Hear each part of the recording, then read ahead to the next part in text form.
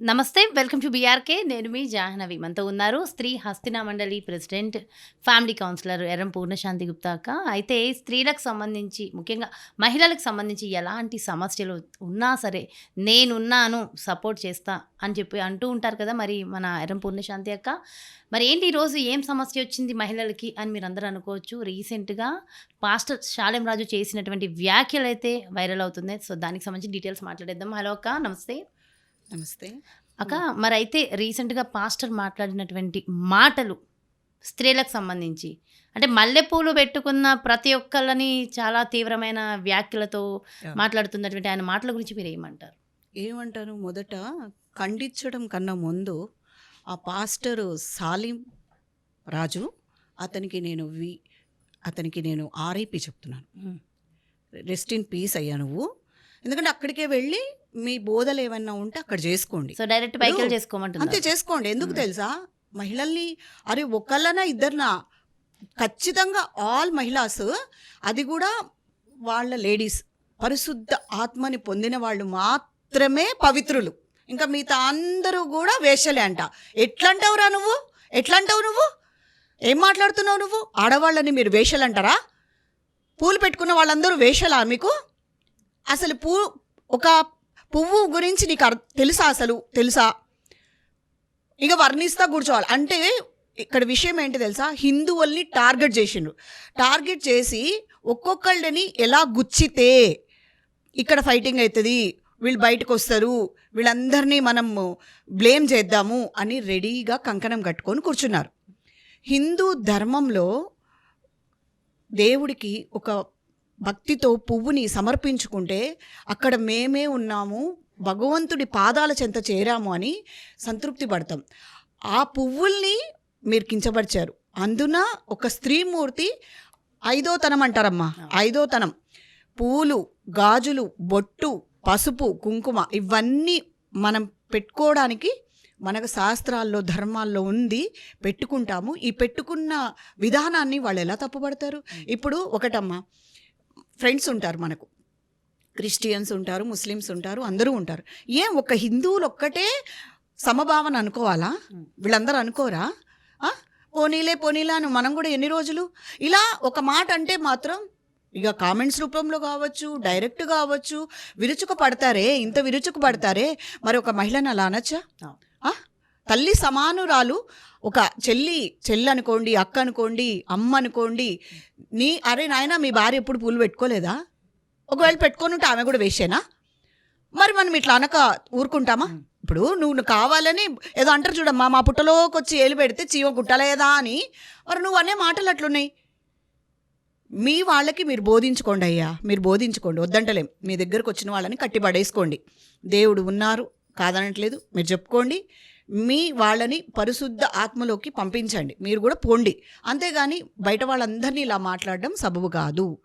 ఆయనకు మాత్రం నేను ఆర్ఐపి చెప్తున్నా. కొంతమంది కమెంట్స్ రూపంలో చేస్తున్నారు ఏంటంటే, హిందూ దేవుల్ని, హిందూ మతాన్ని ఎక్కడ ప్రస్తావించారు, అలా ఏం ప్రస్తావించలేదు కదా, ఆయన మాట్లాడింది కరెక్టే అని కూడా కొంతమంది అంటున్నారు. ఎలా కరెక్ట్? ఎలా ప్రస్తావించలేదు? ఆయన ఏమన్నాడు? ఒక పాయింట్ మీరు అర్థం చేసుకోవాలి. మా చర్చకు వచ్చే మహిళలు పరిశుద్ధ ఆత్మ కలిగి ఉన్నారు అంటే మీరు చర్చను సంబోధించలేదా? మీ వాళ్ళు అని మీరు సంబోధించలేదా? మీ మహిళలు మాత్రమే పవిత్రులు అని మీరు సంబోధించలేదా? ఇక్కడెక్కడ కనిపించట్లేదు? మా చర్చకు వచ్చేవాళ్ళని మీరు చెప్పారు కదా. ఇప్పుడు మీరు చెప్తున్నారా, మేము చెప్తున్నామా? మీరే చెప్పారు. మీరు అన్ని పాయింట్లు అంటారు, ఈ పాయింట్లు మీకు కనిపించట్లేదా?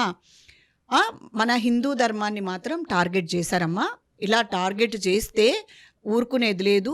మీరు అనుకుంటుండొచ్చు హిందువులు మౌనంగా ఉంటారు, ఏం మాట్లాడరు, మన జోలికి రారు అనుకుంటుంటారు.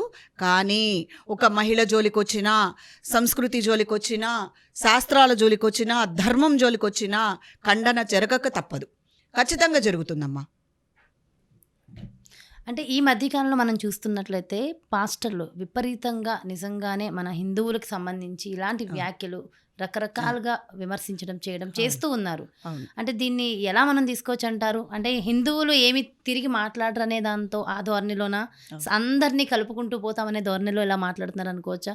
అసలు హిందువుల గురించి కానీ, స్త్రీల గురించి కానీ ముఖ్యంగా ఇలా మాట్లాడుతున్న వాళ్ళకి ఏం చేస్తే బాగుంటుంది? ఏం చేస్తే అంటే ఒక మాటమ్మ, ఇప్పుడు ఆయన ఎవరు? సాలిం రాజు. అంతేనా అమ్మా? ఆ. రాజు ఎవరమ్మా? రాజు ఎవరు నాకు తెలియక అడుగుతున్నా. ఒకప్పటి హిందువే ఖచ్చితంగా. ఇక్కడ అర్థం కావట్లేదా? నిజంగా చెప్తున్నా. చర్చికి వెళ్ళే పర్సన్స్కి కావచ్చు, లేదు ఇలా మా దగ్గరికి రండి అని. ఇప్పుడు మీరు స్లమ్ ఏరియాస్లోకి వెళ్ళిపోండి, అక్కడ ప్రతి ఒక్కరిని కూడా వీళ్ళు అందరినీ అడాప్ట్ చేసేసుకుంటున్నారు. వీళ్ళ బోధనని బోధిస్తున్నారు, వాళ్ళ వైపు మళ్ళించుకుంటున్నారు. ఇక్కడ ఏంటి, పేదరికాన్ని అడ్డుపెట్టుకొని మీరు మార్చేసుకుంటున్నారు. మీకు అక్కడ పైన నుంచి ఫండ్స్ వస్తున్నాయా, ఏమొస్తున్నాయో మరి మార్చుకుంటున్నారు. నేను అది కూడా కాదనట్లేదు. నేను ఫస్ట్ ఈయనని అడిగే క్వశ్చన్ ఏంటంటే, నీ పేరేంది? రాజు. మరి ఈ రాజు ఎవరు? మీ పాస్టర్ల పేర్లు ఎలా ఉండాలి? మరి నాకు కూడా తెలియక అడుగుతున్నా. ఎలా ఉండాలి బాబు? మీరు ఏం పెట్టుకొని ఉండాలా పేర్లు? మరి రాజు, రవి, రమేష్ ఇలాంటి పేర్లన్నీ ఉంటే మీరెట్లా క్రిస్టియన్స్ అవుతున్నారు? నాకు అర్థం కాకుండా అడుగుతున్నా. మీరు ఎలా క్రిస్టియన్ అవుతున్నారు? సో మీరు మీ ఫాదర్స్ హిందువులే, మీ సనాతన ధర్మంలో నుంచి వచ్చిన వాళ్ళే. ఈరోజు నువ్వెక్కడో అమ్ముడు పోయి ఉంటావు, ఎవడో నీకు కోట్లు పంపిస్తుంటాడు. ఆ కోట్లు పంపించి ఒకటి హిందువుల మీదకి హిందువులనే పంపిస్తున్నారు బాబు. మీరు డబ్బులు తీసుకొని అమ్ముడు పోయి ఇట్లాంటి మాటలు మాట్లాడుతున్నారు. ఖచ్చితంగా చెప్తున్నాము. ఎన్ని రోజులు, ఇప్పుడు మీరు అడిగారు క్వశ్చన్, మన మీదనే టార్గెట్ చేసి మాట్లాడుతున్నారు. ఎన్ని రోజులు ఊరుకుంటారు? ఎన్ని రోజులు ఊరుకోరు.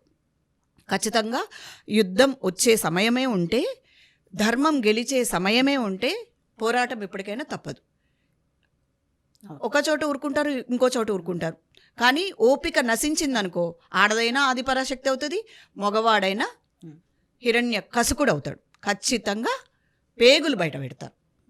ఏం ఊరుకోరు. ఇంట్లో పెట్టి కొడితే పిల్లి కూడా పుల్ అవుతుంది.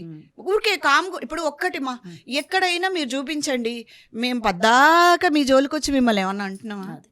పోనీ మీ చర్చిల దగ్గరకు వచ్చి మా హిందుత్వంలోకి రండని మేము పిలుస్తున్నామా? బుక్కులు పట్టుకొని ఉంటున్నామా? మేమేం చేస్తున్నామని? మీరెందుకు సందుల్లోకి వస్తున్నారు? మీరెందుకు ఇళ్లల్లోకి వస్తున్నారు? మీరెందుకు పిలుస్తున్నారు? మరి మీ మీద మీకు నమ్మకం లేదా? మీ వాళ్ళు ఎటైనా వెళ్ళిపోతారనా మీ బాధ? మరి అలా అనుకుంటే మరి మనం పట్టించుకోవట్లేదు. మన వాళ్ళు వెళ్ళారనుకోండి, ధర్మం తెలుసుకున్న వాళ్ళు చాలామంది ఉన్నారు, వేలల్లో ఉన్నారు, లక్షల్లో ఉన్నారు. మేము వెళ్ళాం ప్రతి దానికి. అవేంటమ్మా, ఏమో దానాలంట, బాడీలో మొత్తం ఏదో దానాలంట. ఆ దానాలు చేస్తే ఏందమ్మా, అది ఏదో దానాలని చెప్పారు. అవన్నీ కూడా దానం చేస్తే అంట ఇంత అని రాయాలంట. బాడీకి మొత్తానికి ఒక్కొక్క పార్టీకి ఏంటో సంథింగ్ అదేదో ఉందమ్మా, నేను చెప్తాను, నాకు గుర్తు అదేదో ఉందమ్మా, నాకు గుర్తు రావట్లేదు. అది చేయాలంట. చేస్తే వాళ్ళే అందులోకి వెళ్ళి మళ్ళీ బయటకు వచ్చిన వాళ్ళే చెప్తున్నారు. చాలామంది కుటుంబాలు ఉన్నాయి. అరే వాళ్ళు అంటారమ్మా, ప్రేయర్కి ఇంత రాయి అంటారు, లోపలికి వెళ్ళంగానే స్ప్రే ఇంత అంటారు, కళ్ళు తుడుచుకోవడానికి టిష్యూ పేపర్ ఇస్తే, ఈవెన్ టిష్యూ పేపర్ గాలికి ఎగిరిపోయి టిష్యూ పేపర్ ఇస్తే కూడా దానికి ఇంత అని రాస్తారంట. మీరు మా ప్రసాదాల గురించి కామెంట్ చేస్తారు. ప్రసాదాలు ఎందుకు డబ్బులు పెట్టి అమ్ముతున్నాడు? మరి దేవుడి కరుణకి ఎందుకు మీరు డబ్బులు పెడుతున్నారు? క్యూ లైన్లో ఎందుకు డబ్బులు పెడుతున్నారు? కొబ్బరికాయకి ఎందుకు డబ్బులు పెడుతున్నారు అని చెప్పి మీరు ఎన్ని అంటారు. మళ్ళీ మీరేం చేస్తారు? తెర వెనక్కి వెళ్ళి గడ్డి మేస్తున్నారు. అంతేనా? చేసేదన్నీ మీరు, ఎదుటివాడిని ఎత్తి చూపిస్తారు. ఎందుకు అంటే మీ మీద మీకు కాన్ఫిడెన్స్ లేదు. అలా లేక ఇప్పుడు అంతా అయిపోయిందమ్మా, ఆడవాళ్ళ మీద పడ్డారు, అంతే కదా. ముఖ్యంగా పూలని, స్త్రీలని చాలా సున్నితంగా చూసుకోవాలి అని చెప్పి చాలా చెప్తూ ఉంటారు. చాలా ఎంత సున్నితమైన స్త్రీ విషయంలో ఇలాంటి పదజాలాన్ని అంటే నిజంగా ఖచ్చితంగా ప్రతి ఒక్క స్త్రీ ఖండించవలసిన విషయం. స్త్రీకి సపోర్ట్ చేసే ప్రతి పురుషుడు, ప్రతి ఒక్క వ్యక్తి కూడా ఖండించవలసిన అంశం ఇవి. నిజంగా చాలా చాలా బాధ అనిపిస్తూ ఉంటుంది ఇలాంటి మాటలు వింటున్నప్పుడు. సో ఖచ్చితంగా అవేర్నెస్ అనేది చాలా ఇంపార్టెంట్. చాలా బాగా ఎక్స్ప్లెయిన్ చేశారు అక్క. ఒకటేనమ్మా నేను చెప్పేది, మీడియా వాళ్ళు కావచ్చు, లేడీస్ కావచ్చు, దగ్గరలో ఉండేవాళ్ళమ్మా. నేను చెప్తున్నాను, హిందూ స్త్రీలు చేతులు జోడించి దండం పెడుతున్నా, ఊరుకోకండి. ఎవరైతే అన్నారో ఖండించండి. మీ దగ్గరలో ఉన్న వాళ్ళు ఎవరైనా సరే, ఆయన చర్చకు వచ్చే వాళ్ళందరూ కూడా దైవ సమానులు, వాళ్ళందరూ మంచివాళ్ళు అంటున్నారు. మిగతా వాళ్ళందరూ కూడా వేసలు అన్నారు. మాట అనడము అది ఏ స్పృహ తప్పి అన్నాడో తెలియదు కానీ, ఒంటి మీద సోయి ఉండి అన్నాడా, సోయి చచ్చిపోయి అన్నాడా తెలియదు కానీ, కాలం మాత్రం దగ్గర పడింది. ఇప్పుడు ఒక పాస్టర్ని ఎవరినో చూసుకున్నారమ్మా, ఎట్లా పోయిండు ఆయన? నిజంగా కూడా కర్మ ఫలితం ఎవ్వరు తప్పించలేరు. ఆడవాళ్లతో పెట్టుకుంటున్నారు, శక్తి స్వరూపులతో పెట్టుకుంటున్నారు. అది కూడా ఆ పంచభూతాలకి నిర్వచనంగా ఆ, ఉన్న పూలని కావచ్చు, ధర్మాన్ని కావచ్చు, మీరు తూలనాడుతున్నారు. ఇదంతా భగవంతుడు చూస్తున్నాడు. ఖచ్చితంగా మీకు శిక్ష తప్పదు. ఎస్, నిజంగా చాలా చాలా బాగా చెప్పారక్క. నిజంగా అంటే స్త్రీలకి ఇలాంటి ఇబ్బందులు ఇక మీదట రాకుండా ఇంకా జాగ్రత్తలు పడాలి. ఎస్, ముందు అవేర్నెస్ చాలా అవసరం. మీరు ఖచ్చితంగా. చాలా బాగా ఎక్స్ప్లెయిన్ చేశారక్క. Thank you so okay, much. Thank you. నమస్తే. Thank you. నమస్తే. ఎస్, చూసారు కదండి. నిజంగా స్త్రీలని పూలని మన ధర్మాన్ని ఎవరు ఎలా మాట్లాడినా, ఏ చిన్న మాట మాట్లాడినా ఎట్టి పరిస్థితుల్లో వదులుకునే ప్రస్తావనే లేదు. సో దయచేసి ఇది ప్రతి ఒక్కళ్ళు కూడా ఇలాంటి విషయాల్లో అవేర్నెస్గా ఉండి, సో ఇలాంటి మాటలు విన్న దగ్గర అక్కడికక్కడే ఖండించడం మాత్రం ఖచ్చితంగా అలవాటు చేసుకుందాం.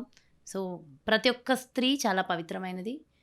దానికి సంబంధించి మన శాస్త్రాల్లో, మన పురాణాల్లో రెగ్యులర్గా కూడా మన ఆధ్యాత్మికవేత్తలు వాటి గురించి మనకు చెప్తూనే ఉంటారు. స్త్రీలకు సంబంధించి సంబోధిస్తూనే ఉంటారు. ఆ వివరాలు కూడా డీటెయిల్గా చెప్తారు. నిజంగా ఆ ధర్మము, శాస్త్రం తెలిసిన ప్రతి ఒక్కరికి ఇది అర్థమవుతూ ఉంటుంది. సో దయచేసి ఒక్క మాట మాట్లాడే ముందు చాలా జాగ్రత్తగా ఉంటే మంచిది. సో తస్మాత్ జాగ్రత్త ఇట్లా మాట్లాడేవాళ్ళు. సో మరో ప్రత్యేకమైన కార్యక్రమంతో మళ్ళీ మీ ముందుకు వచ్చేస్తాను. నమస్తే.